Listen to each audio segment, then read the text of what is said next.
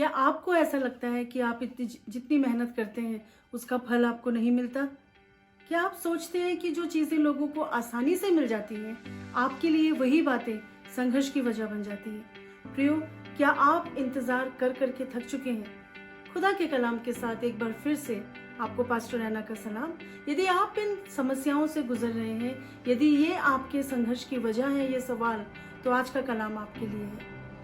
प्रियो, जब परमेश्वर का अभिषेक या परमेश्वर की प्रतिज्ञा आपके जीवन में आती है, तो आप कुछ ना कुछ वचन लेके साथ में चलते हैं।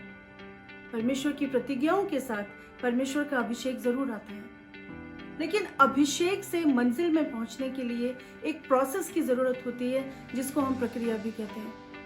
और परमेश्वर इस प्रक्रिया में हमको तैयार करता है कि हम अपने लक्ष्य की ओर बढ़ सकें, हम अपने लक्ष्य तक पहुंच सकें। जब मैं प्रोसेस के बारे में सोच रही थी, तो मुझे चाइना में एक बैम्बू ट्री का ध्यान आया, जिसको जमीन में बोया जाता है एक छोटे से बीज के रूप में। 5 साल तक लगातार पानी और खाद डाल के उसकी सेवा टहल की जाती है। और यदि किसी भी कारण से खाद और पानी उसको नहीं पहुंचाया गया, तो वो बीज जो है वो जमीन के अंदर ही दम तोड़ देता है। लेकिन 5 साल के बाद प्रियो, जब वो उगता है, तो 6 हफ्तों में करीब 90 फीट बड़ा वृक्ष उभर के सामने आ जाता है। आप सोचिए 5 सालों में क्या होता होगा। 5 सालों में वो जमीन के अंदर अपनी जड़ें फैला रहा होता है, ताकि जब 90 फीट वृक्ष ऊपर आए तो वो गिर ना जाए, वो तंदुरुस्त होकर खड़ा हो जाए। प्रियो, बाइबल में भी एक उदाहरण है। यदि आप पहला सैमुएल उसका 16 अध्याय पढ़े, तो परमेश्वर ने अपने दास सैमुएल को यिशै के पुत्रों के पास भेजा और कहा कि इनमें से एक भावी राजा होने वाला है। एक साधारण इंसान की तरह सैमुएल को भी ऐसा लगा, जो हष्ट-पुष्ट है, जो देखने में दुरुस्त है और जो बुद्धि में बुद्धिमान है, बलशाली है, शायद वो राजा बनेगा। लेकिन वो भूल गया, चेहरे को नहीं, लेकिन परमेश्वर हमारे हृदय को देखता है। परमेश्वर ने एक छोटे से इमेच्योर बॉय जिसका नाम डेविड था, दाऊद था, उसको चुना। और परमेश्वर ने बोला, यही है वो राजा जिसको मेरे दिल में चाहा है।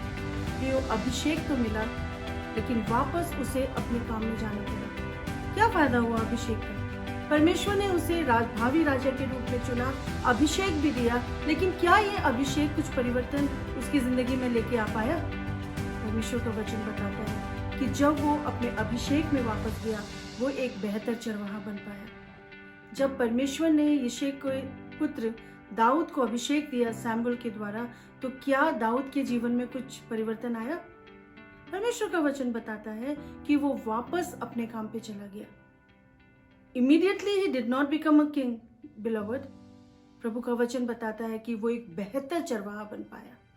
परमेश्वर के अभिषेक ने उसकी सहायता की कि वो अपनी भेड़ों की रखवाली कर पाया बेहतर ढंग से।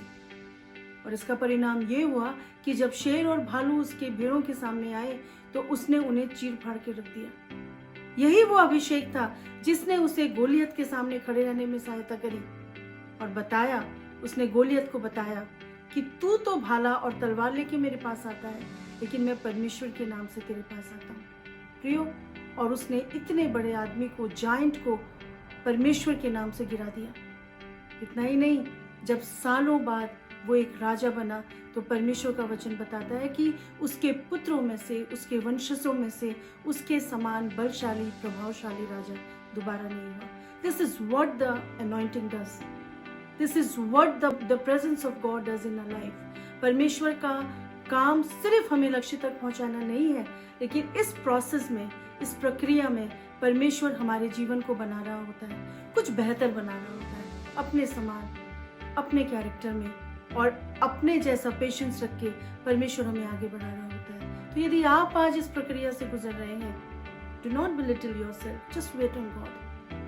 Tell God, Lord, I am willing to wait on you, for I know the plans that you have made for me is to prosper me.